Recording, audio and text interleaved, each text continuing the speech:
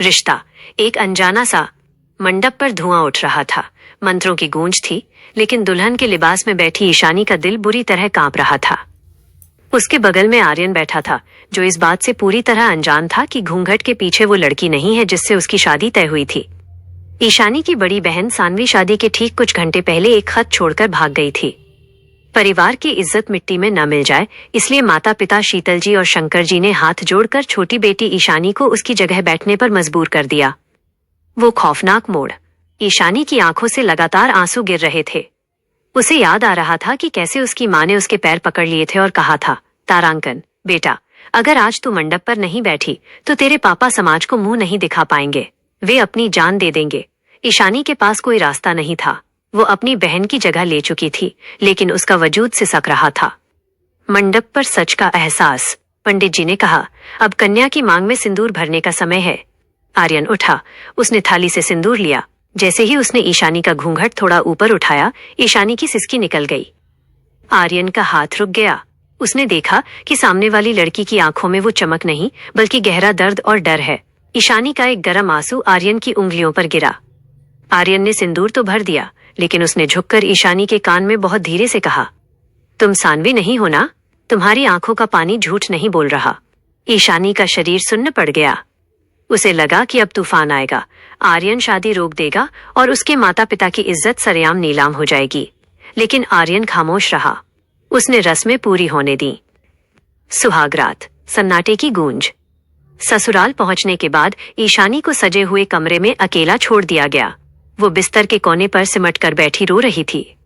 तभी आर्यन कमरे में आया। उसने दरवाजा बंद किया और ईशानी के सामने खड़ा हो गया। अब तो घूंघट हटा दो ईशानी, आर्यन ने शांति से कहा। ईशानी ने चौंककर चेहरा ऊपर किया। आपको मेरा नाम कैसे पता?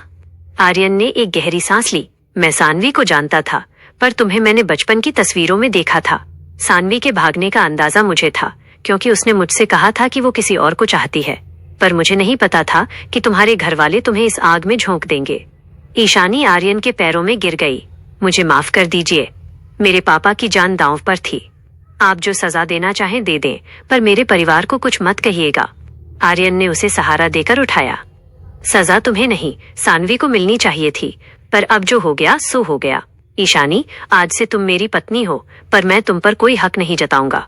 हम दोस्त बनकर रहेंगे जब तक तुम इस रिश्ते को स्वीकार न कर लो। सानवी की वापसी और अंतिम फैसला। वक्त बीतता गया। ईशानी ने अपनी सादगी और सेवा से आर्यन के पूरे परिवार का दिल जीत लिया। आर्यन भी ईशानी की मासूमियत का कायल हो गया। दोनों के बीच एक अनकहा प्यार पनपने लगा। तभी 6 महीने बाद सानवी वापस लौट आई। वह बुरी तरह टूट चुकी थी। जिस लड़के के साथ वो भागी थी, उसने उसे धोखा दे दिया था। घर आते ही सानवी ने हंगामा खड़ा कर दिया। वो ईशानी के पास गई और चिल्लाकर बोली, तारांकन ईशानी, हट जा मेरी जगह से। यह मेरा पति है, यह मेरा घर है। तू तो बस मेरी जगह बैठने आई थी, अब तेरा काम खत्म हुआ। शीतल जी और शंकर जी फिर से घबरा गए। सानवी ने आत्महत्या की धमकी दी। शीतल जी ने रोते हुए ईशानी से कहा, तारांकन बेटा, सानवी की जिंदगी बर्बाद हो गई है। तू तो समझदार है, तू हट जा पीछे। लेकिन इस बार ईशानी पीछे नहीं हटी। उसने पहली बार अपनी माँ की आंखों में आंखें डालकर कहा, माँ, उस दिन मैं एक बेटी बनकर मंडप पर बैठी थी, लेकिन आज मैं एक पत्नी बनकर खड़ी हूँ। सिंदूर कोई खेल नहीं है जिसे जब चाहो पोंछ दो। दीदी अपनी मर्जी से गई थी, पर मैं अब अपनी मर्जी से यहाँ रहूंगी। आर्यन कमरे में दाखिल हुआ। उसने सानवी की ओर देखा भी नहीं और ईशानी का हाथ थाम लिया। उसने सानवी से कहा, सानवी, उस दिन मंडप खाली था, पर आज मेरा दिल भरा हुआ है ईशानी के प्यार से। तुम यहाँ एक बहन की तरह रह सकती हो, पर मेरी पत्नी सिर्फ ईशानी है और हमेशा रहेगी। सानवी अपनी हार देख रही थी और ईशानी की आंखों में अब आंसू नहीं, बल्कि एक गौरव था। वो अनजाना रिश्ता अब उसकी पहचान बन चुका था।